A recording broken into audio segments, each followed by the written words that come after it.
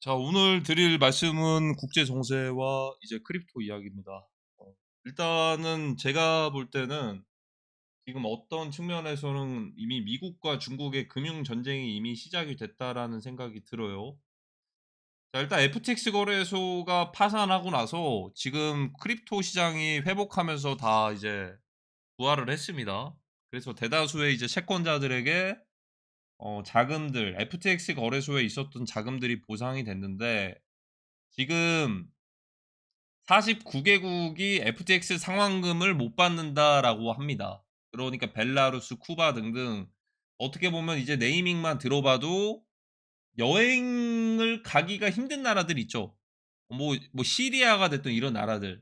그리고 또 이제 공산주의와 비슷한 틀을 가지고 있는 그런 나라들이 어떻게 보면 그 나라들의 법 자체가 암호화폐 거래가 금지가 되어 있는데, 이거 보상받을 때 KYC를 한단 말이죠. KYC를 하는 과정에서 '아, 그 나라에 소속한 사람이야? 아, 이거 우리가 굳이 배상을 해줄 의무가 없는데.' 우리는 공식적으로 파산을 했고 거기에 이 법적 테두리 안에 들어있는 나라들에 대해서만 시민권을 가지고 있는 사람들에게만 보상을 해 주겠어. 이렇게 또 이제 얘기를 할 수가 있거든요. 왜냐하면 파산을 했으니까. 거래소가 "우리 잠깐 좀 이제 힘든 상황이니까 미뤘다가 우리가 이제 보상해 줄게." 그게 아니고 파산 과정이니까 충분히 그럴 수는 있어요. 근데 여기서 중요한 거는 49개국이 FTX 상환금을 못 받는데 대부분이 중국의 이용자라고 합니다, 중국에서. 근데 이제 자금이 얼마가 될지는 모르겠지만 청구 클레임 가능한 금액 중에서 82%가 중국에서 발생을 했다, 중국에서. 그러니까 전체 49개국의 이용자 중에서 못 받는 자금들의 82%가 중국 자금이다. 그러니까 미국의 대표되는 거래소였던 FTX 거래소잖아요.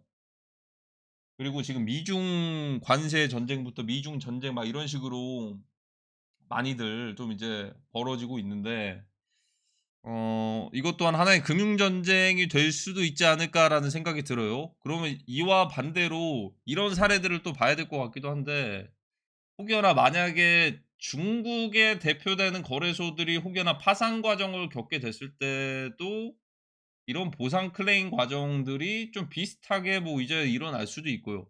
아니면 아예 돈을 보상을 안 해줄 수도 있고 못 해줄 수도 있고, 뭐 그런 상황들도 언젠가 나올 수도 있지 않을까라는 생각이 듭니다. 물론 당장은 아니겠지만. 근데 이제 예를 들어 그런 거래소가 바이낸스나 이런 데는 절대 아닐 것 같고요. 바이낸스는 사실 그럴 일은 없을 것 같고, OKX도 마찬가지. 근데 뭐 밑에 있는 거래소들은 한두 개 정도 충분히 그럴 가능성도 있다. 근데 지금은 아닌데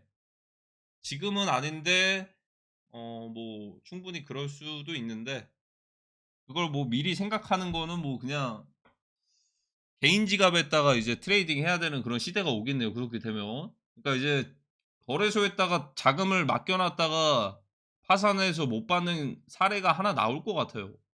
그러면은 개개인들이 거래소에다가 지갑에다가 예치하는 게 아니고 개인 지갑에다가 이제 이더리움, 솔라나 뭐 USDT 이런 것들을 넣어 두고서 덱스 쪽이랑 이렇게 스왑해서 연결을 해서 트레이딩을 하거나 그런 시대가 올 것 같습니다.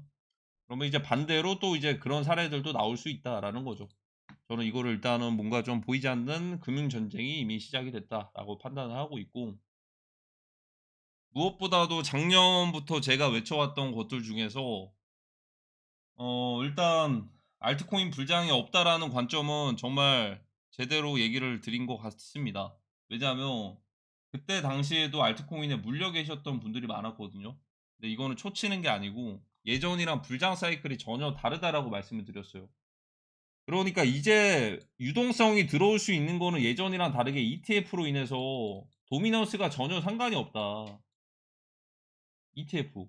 그러니까 예전에는 비트코인 도미넌스가 쭉 올라갔다가 도미넌스가 빠졌을 때는 비트코인을 셀 해가지고 매도를 해서 이 도미넌스가 빠지는 거는 USDT나 이런 것들로 현금화가 되는 거지. KRW나 이런 걸로. 이 자금들로 알트코인들을 순환 펌핑을 시켰는데 이제는 그게 아니다. 이제 지금 비트코인이 올라왔던 거는 ETF에서 그냥 USD 달러에서 유입된 것들을 비트코인을 사서 기관들이 이제 커스터디로 이제 보관을 해 주는 형태이기 때문에 이걸 다시 비트코인을 셀한다고 해서 이걸 알트코인으로 순환된다라는 개념을 예전이랑 다르다. 대입하기가 쉽지가 않다. 그래서 제가 말씀드렸던 거는 2017년과 저는 근데 불장이 왔으면 좋겠는데 그러니까 지금 그런 구색이 갖춰지지가 않았기 때문에 2017년과 21년도와 다르다. 그러면 비트코인 올라가는 거 뭐냐? 아니 비트랑 솔라나랑 얘네 올라가잖아. 얘는 뭐야? 이렇게 볼 수 있는데 페이크다 페이크. 어 페이크다. 왜 페이크냐? 얘네들이 고점에 회복해 있으니까 내가 가지고 있는 알트코인들도 올라가겠지. 아니 비트코인 봐봐. 2017년 대비해 가지고 비트코인 올랐잖아. 그러니까 내가 가지고 있었던 알트코인 올라가겠지. 올라갈 수도 있지 않을까? 이런 희망 고문이죠. 근데 실제로 이제 다른 알트들은 더 떨어졌어 이게. 어. 그러니까 오히려 그게 어떻게 되냐? 해석이 어떻게 되냐? 비트코인이 높은 가격이니까 알트코인들이 새로 출시되는 애들도 고평가가 돼서 출시가 되고 기존 알트코인들도 락업 해제가 되거나 이런 애들도 있을 텐데 걔네들 유동성 확보하기도 수월한 거죠. 그러니까 비트코인이 1만 달러냐 10만 달러냐에 따라서 그게 다른 것처럼 당연히 10만 달러일 때 알트코인들 사는 사람 많겠죠. 결과론적으로 이렇게 해석이 됐고 실제로 알트코인 불장들은 없었습니다. 없어요. 사실 지금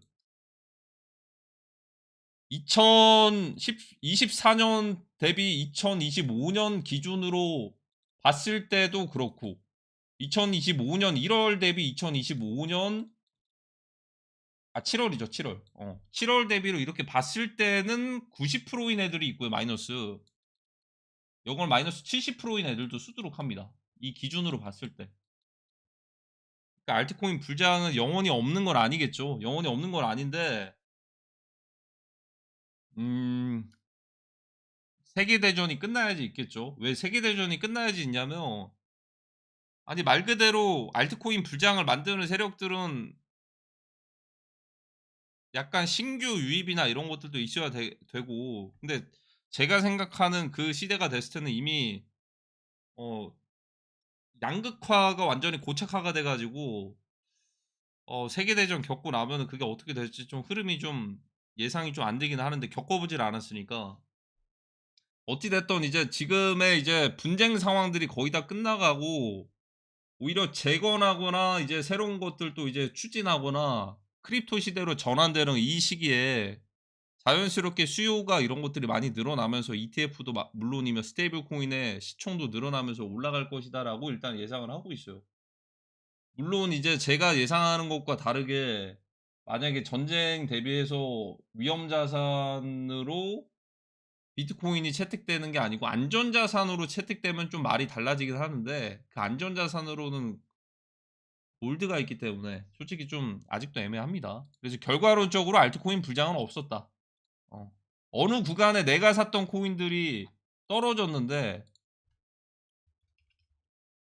내가 산 것만 떨어진 게 아닙니다. 에징의 썬도그가 생각이 나네요. 저스틴 선은 거대한 준비를 하고 있겠죠. 자, 썬도그 같은 경우에도 보시면 300원에서 70원까지 떨어졌어요. 마이너스 75%죠. 자, 근데 이게 썬도그만 떨어졌냐? 아닙니다. 다 떨어졌습니다. MEW, 뮤 인더 월드인가 그 MEW 요 놈도 0.01원에서 0.01달러에서 0.002달러 마이너스 80%. MEW만 그러겠습니까? 페페도 그렇습니다. 페페는 그나마 방어율이 좀 강했는데 강했음에도 불구하고 70% 떨어지고 지금 한 60% 정도에서 머물고 있죠. 얘만 그러냐? 페페 뭐 도지도 당연히 뭐 도지도 있고 시바이누도 있고 다 그래요 다. 다 그렇습니다. 다.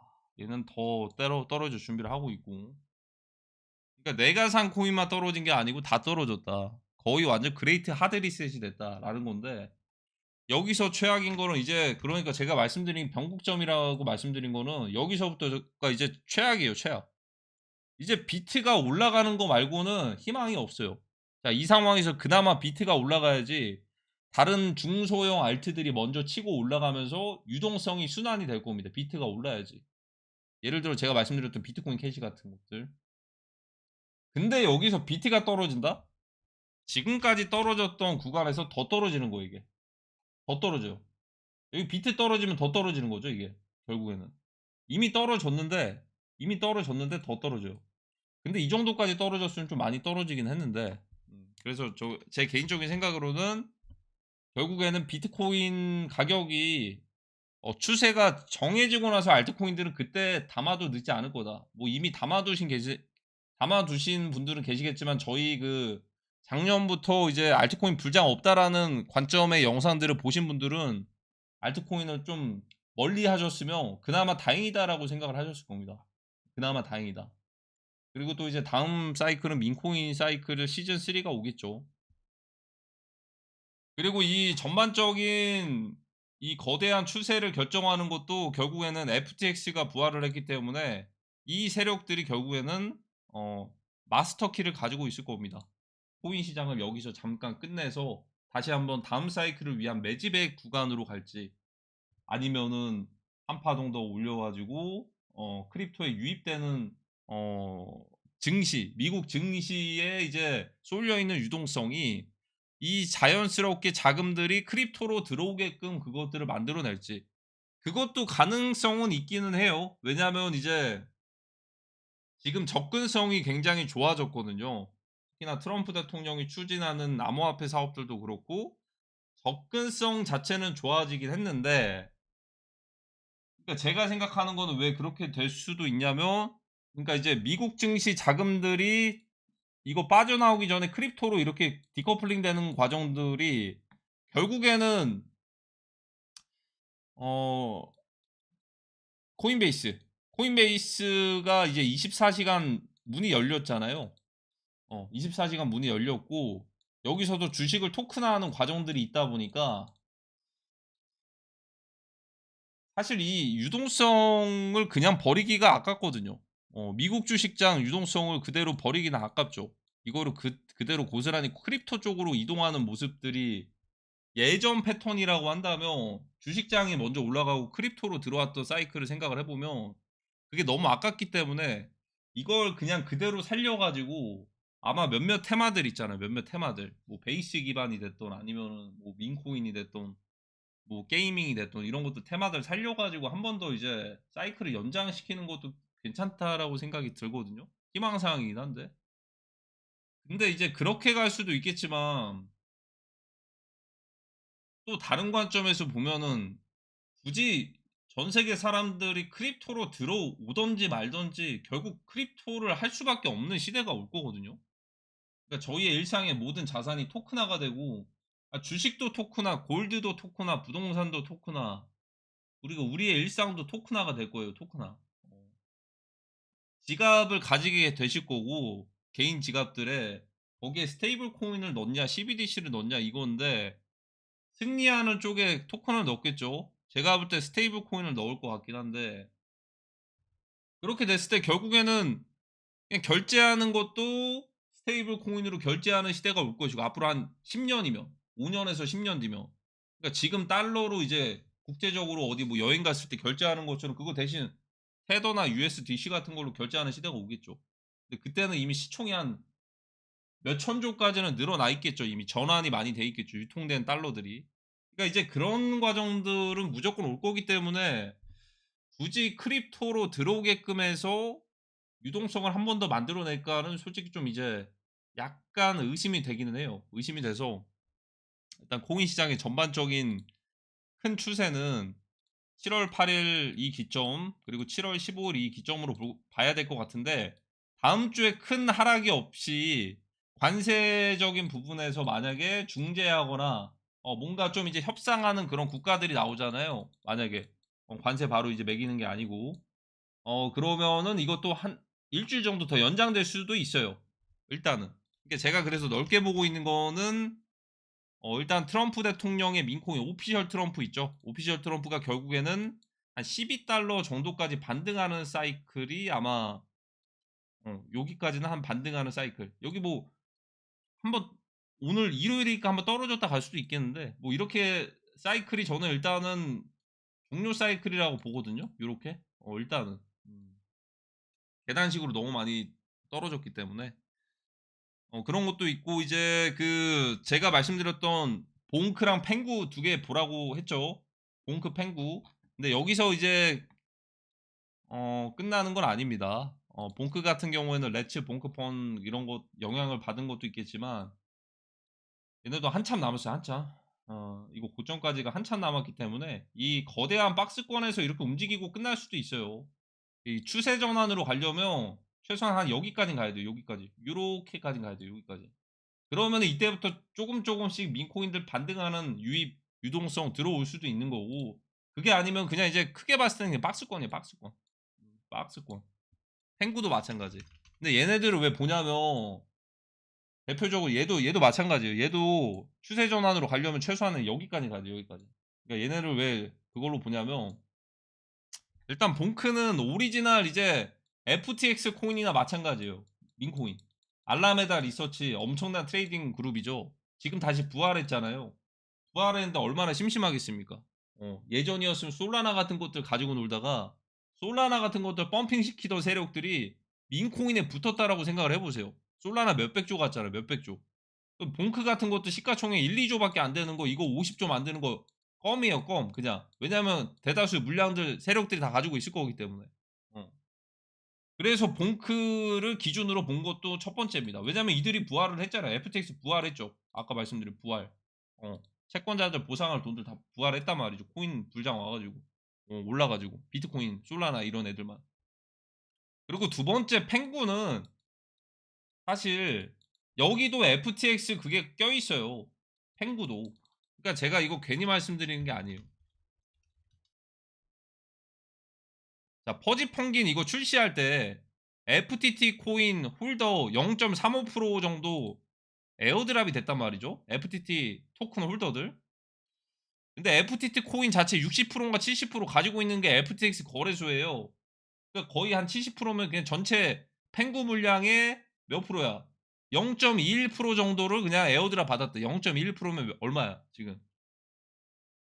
0.1%. 유통량이 몇 개지? 80억, 880억 개. 0.1%. 그럼 0.1%면 계산이 안 되네. 0.8억 8억 개. 8억 개에서 1%가 8억 개니까 1%. 한 1억 7천 개? 1억 7천? 1억 7천만 개? 1억 7천만 개 정도. 그게 그냥 고스란히 에어드랍 됐죠. 관련이 있는 거죠. 결국에는 FTT 코인 다른 것도 아니고 뭐 이제 FTT 코인 홀더들에게 이게 보상이 됐으니까. 그러니까 요 두 개는 연결이 될 수밖에 없는 거예요. 이게 펭구랑 봉크는. 왜냐면 이들이 결국에 시장의 마켓 메이커예요. 이 세력들이 펌핑을 해주냐에 따라서 그 나머지 유동성 똥들이 떨어지는 거예요, 이게. 보너스가 떨어지는 거, 뽀찌가. 이들이 먹을 것들에 대다수의 개미 플레이어들이 참여를 해서 얹어가는 겁니다. 그래서 이들이 불장을 만들어주냐, 그거를 저희는 기대를 할 수밖에 없는 거고. 그래서 이제 펭구 같은 경우에는 얘는 좀 이제 좀 조금 더 다르게 다른 관점에서 봐야 되는 거는 요 놈은 퍼지 펭귄이라는 이제 퍼지 펭귄 NFT가 있어요. NFT. 그러니까 지금 이더리움 기반의 NFT 시장이 완전히 죽었단 말이죠. 그러니까 예전에 NFT가 막 이제 100만 원씩 하던 게 막 3억씩 갔다가 2천만 원 떨어지고 막 이랬단 말이죠, 이게. 어. 근데 이제 이더 기반의 NFT 퍼지 펭귄을 가지고 있었던 사람들이 펭구 코인을 에어드랍 받았어요. 특히나 펭구는 솔라나인데. 조금 독특한 사례죠. 왜냐하면 퍼지 펭귄 이더리움 NFT면은 이더리움 NFT를 이더리움 민코인을 주면 되는데 약간의 수수료 문제도 있고 약간 좀 이제 핫한 게 솔라나긴 했잖아요. 지금까지 민코인 시장에서. 그래서 이게 모범 사례가 돼가지고 다른 NFT 계열들 있죠. 이더리움 기반에. 얘네도 똑같이 모방해서 그걸 솔라나 쪽으로 이렇게 뿌릴 수도 있단 말이죠. 그러면 NFT의 수요 자체가 늘어나고 시장이 다시 활성화가 됩니다. 오픈시 거래소가 그래서 UI나 이런 것들 업그레이드한 게 괜히 한 게 아닐 수도 있어요. 큰 그림을 그렸을 때 그걸 준비하는 거일 수도 있고 그러면 결국에는 요 두 개는 뽕크랑 펭구는 두 개는 당연히 연결될 수밖에 없다. 그래서 얘네들을 기준으로 볼 수밖에 없는 겁니다. 그래서 지금 약간의 모르겠어요. 추세 전환인지 박스권인지 모르겠지만 6월 27일 기준으로 펭구가 스물스물 이거 올라가는 것도 시원시원하게 안 올라가고 스물스물 올라갔거든요. 스물스물. 그리고 이제 펭구 올려놓고서 지금 뽕크에서 유동성이 오면서 스물스물 가고 있어요. 스물스물. 그러면 다른 애들은 어떻냐? 대표적으로 MEW 같은 솔라나 기반 애들 보면은 얘네는 안 따라가. 얘는 뭐 나중에 끝자락에 따라갈 수도 있겠죠. 뭐 아니면 플로키 같은 애들. 얘네도 안 따라가요. 그러니까 이게 명확하게 유동성의 마켓 메이커 세력들이 딱 이제 눈에 보이는 거죠. 뽕크나 펭구는 한 몸이다. 그러니까 제가 뽕크랑 펭구를 말씀드린 겁니다. 얘네 둘이 이제 불장의 기준을 잡는다.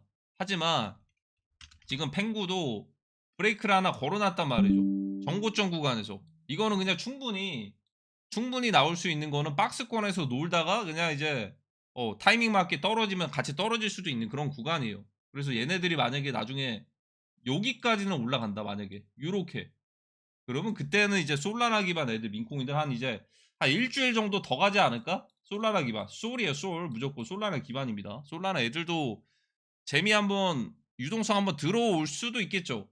들어올 수도.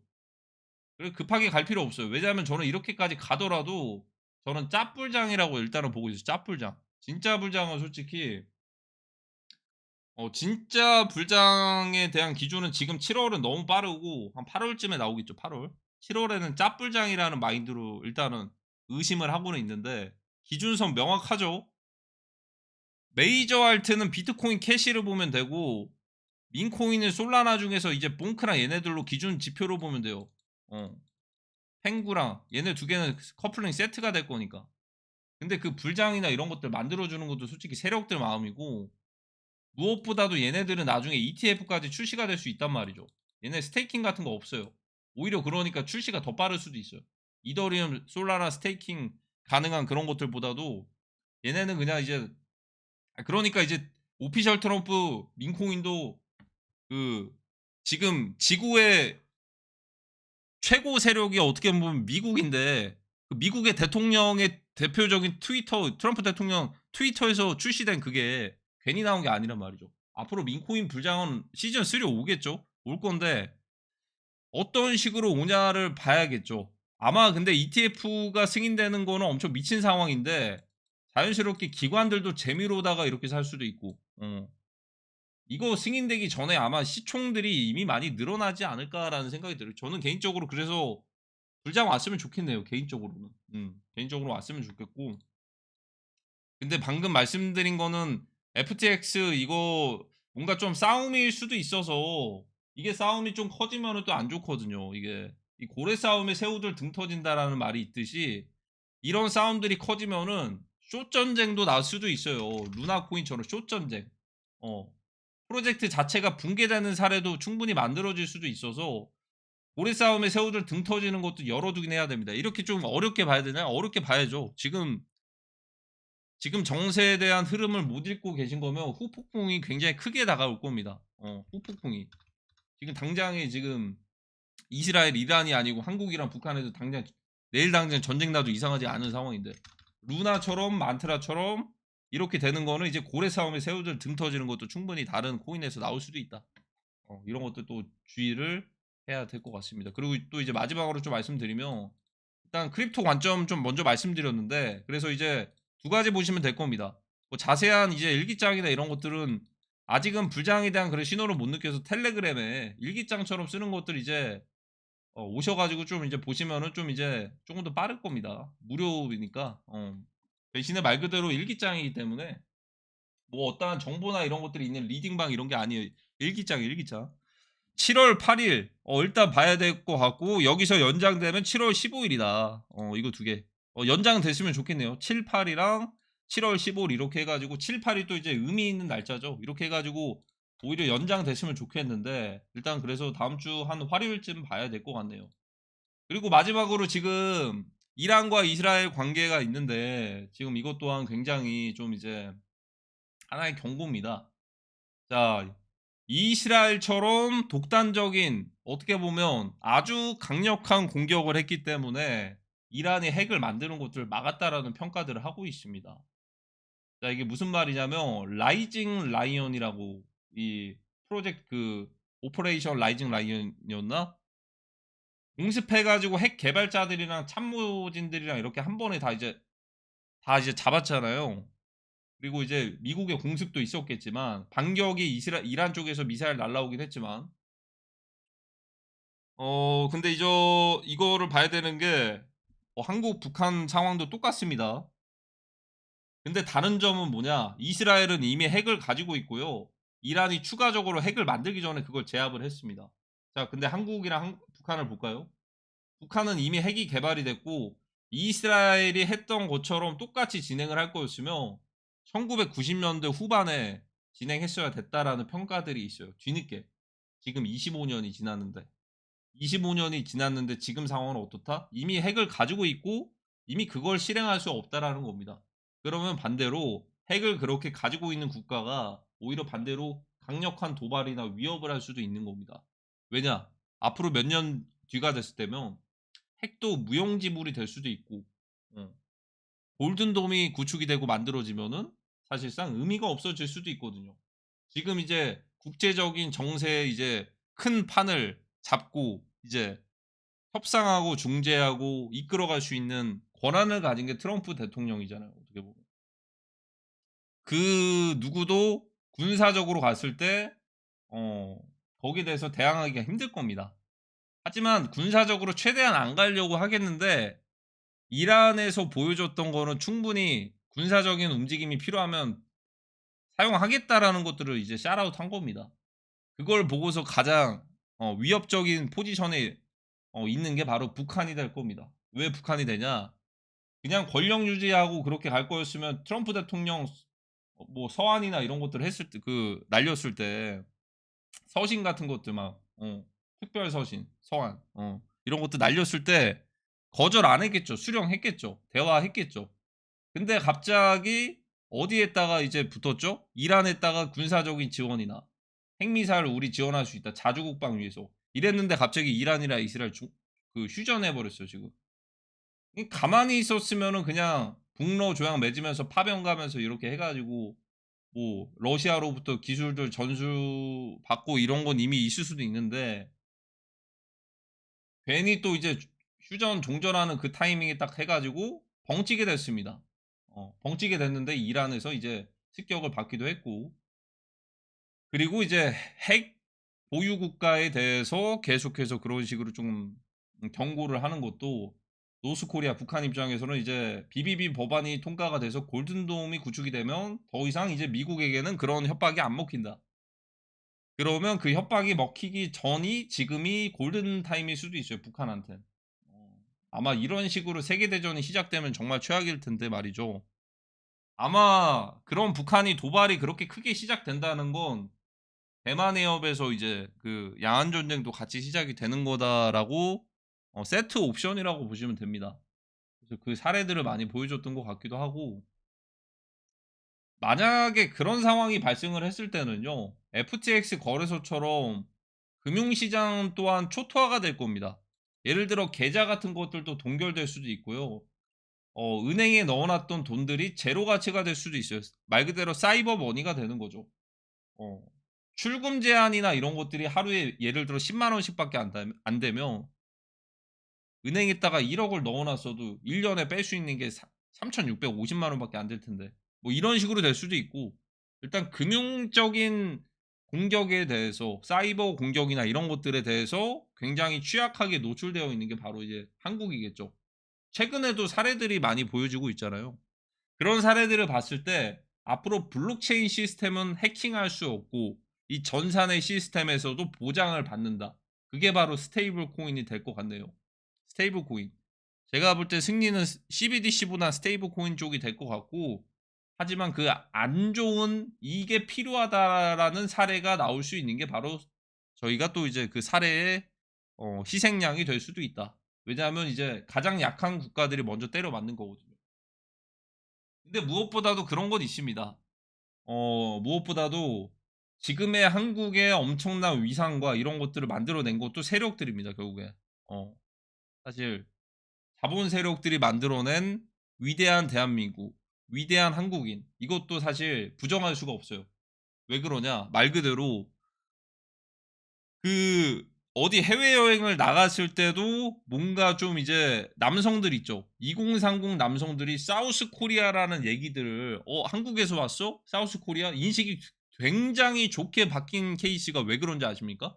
한국의 K푸드 막 이런 것들도 있겠지만 방탄소년단 BTS 덕분입니다. BTS. 어. BTS 덕분에 어디 막 여행을 가잖아요, 한국 남성들이. 그러면 "사우스 코리아에서 왔어?" BTS 막 이러면서 인식이 기본적으로 좋게 깔려 있어요. 그러니까 이런 많은 여러 가지 부분들이 사실 이 자본 세력들이 어떻게 보면은 만들어낸 것도 충분히 있다. 하지만 지금 그걸 두고서 보이지 않는 싸움을 하는 거는 이제 고래 싸움에 새우들이 등 터지는 거죠. 말 그대로 석기 시대로 갈 수도 있는 거고 그걸 보존해서 더 이제 큰 성장을 할 수도 있는 건데 이런 예언이 있었죠. 저는 예언을 다 믿진 않는데 이거를 이제 과거에 이제 아시아의 패권을 주름잡았던 이제 국가들을 대입해서 생각해 보면 다음 패권은 한반도는 맞아요. 확실히. 순서대로 하나씩 이것들을 해방을 시켜주는 것 같은 느낌이거든요. 패권에 대해서. 그 해방을 시켜준다라는 게 제가 볼 때는 그 세력들인 것 같아요. 예를 들어서 원래는 지금까지는 이제 백인 우월주의로다가 이제 뭐 할리우드 스타들도 그렇고 어디 뭐 이제 억만장자 하면은 백인들밖에 없었겠지만 어 흑인들 노예제도 옛날에 엄청 심했잖아요. 근데 이제 그 노예제도 해방되면서 오히려 지금 이제 미국 쪽에서 슈퍼스타들 돈 많고 이제 사업하는 사람들도 흑인들도 굉장히 많아요 이게. NBA 스타는 물론이며 가수도 그렇고 힙합 래퍼들도 그렇고. 그러니까 그런 차별성이나 이런 것들을 완전히 없애버린 그 세력들. 그 세력들이 아시아에 대한 그런 패권도 순서대로 하나씩 제공하는 느낌? 제 소설입니다 그거는. 그 말은 뭐냐 예전에는 이제 1900년대 초반부터 1940년대 50년대까지는 일제 시대. 일본에게 그런 패권이 주어졌고 그리고 한 이제 몇십 년 좀 지나 가지고 이제 중국이 그거를 패권을 이어받았고 그다음은 한반도가 이어받을 것이다. 하지만 한반도에 이어받을 때 좀 특이 케이스이긴 하죠. 남북이 좀 나눠져서 분단되어 있기 때문에 분명한 건 통일은 될 겁니다. 통일되고 나서 한반도는 혈이 뚫릴 거예요. 그때부터는 이제 어디에 눈치 보지 않는 그런 한반도가 될 건데 그 과정에서 많은 또 이제 싸움이 있을 수도 있겠죠. 어떻게 보면. 지금의 돌아가는 상황들을 보면은 한반도 패권의 지정학적인 지리적인 이점을 강력한 천룡인이라고 하죠. 다음에 아시아 패권은 한반도가 될 건데 그게 이제 저희도 이제 북한이랑 한국 사람들이 그대로 될 거라는 저는 보장을 못 하겠어요 이게. 음. 이미 마흔 그 사이에 분명한 거는 평화 통일은 절대 안 될 거고 전쟁 상황이 무조건 발생을 할 겁니다. 그리고 거기에서 살아남은 사람들은 말 그대로 슈퍼 유전자가 되는 거예요 어떻게 보면. 살아남은 사람들은. 다음에 강력한 한반도의 패권을 이어받을 자격이 부여가 되는 거죠. 어떠한 방식으로든. 예를 들어 그런 것도 있죠. 지금 만약에 이 자산 시장의 버블 시장에서 돈을 많이 벌었어요. 그러면 이렇게 세계 대전 날 거 대비해 가지고 어디 뭐 태평양의 섬이나 이런 데 가 가지고 거기 땅 사 가지고 거기서 또 이제 어 핵 전쟁을 피할 것들을 대비하는 사람도 사실 그것 또한 어떻게 보면 상위 0.1% 긴 한데 그것 또한 어떻게 보면은 그 패스권을 얻은 거나 마찬가지죠. 뭐 그런 경우도 있겠지만 뭐 다양한 방식으로 그거는 좀 이제 가장 최상의 방법으로 말씀드렸고 이거는 실제로 마크 저커버그라든지 플랫폼 기업의 대표들의 미리 예고를 해준 내용이죠. 핵전쟁이나 이런 것들 대비해서 지하 벙커나 이런 것들 만들어야 된다 이런 것들. 뭐 그런 것도 있겠지만 결국에 한반도가 그렇게 번영하고 살아남고 이렇게 하는 거는 분명한 건 지금 상황에서 절대 안 될 거고 분명히 큰 충돌이 있고 나서 통일되고 그때는 그다음부터는 아시아 패권은 한반도가 될 거다 순서대로. 그 이제 흑인 노예를 해방시켜 준 그 세력들이 만들어낼 거다. 하지만 그게 온전히 모두가 한국인이 될 거라는 생각은 들진 않습니다 지금은. 예전에는 모르겠지만 지금은 그러진 않아요. 그래서 거기에 살아남아야겠죠. 그러면 이제 일본, 중국, 이제는 코리아가 되겠는데 그 코리아가 되기 전까지가 솔직히 좀 시간이 좀 걸릴 것 같네요, 시간이. 개인적으로 어차피 만약에 세계대전 오고 전쟁 올 거면 그냥 불장이나 좀 만들어 줬으면 좋겠네. 이런 생각이 듭니다. 심플하게 그냥. 복잡할 거 없이 지금 불장 오면 얼마나 먹을 것도 많겠어요. 지금 폭락한 게 얼마나 많은데. 기가 막히잖아 이게 폭락한 게. 얼마나 많아요 지금. 응? 월드코인만 봐도 폭락한 게 너무나도 많고 먹을 게 너무나도 많은데 근데 또 이제 그게 원한다고 되는 건 아니니까 일단은 크게 봤을 땐 7월 8 일과 7월 15일 이 두 텀 한번 봐야 될 것 같네요. 오늘의 영상 여기까지입니다. 도움이 되셨으면 좋아요, 댓글 한 번씩 부탁드립니다.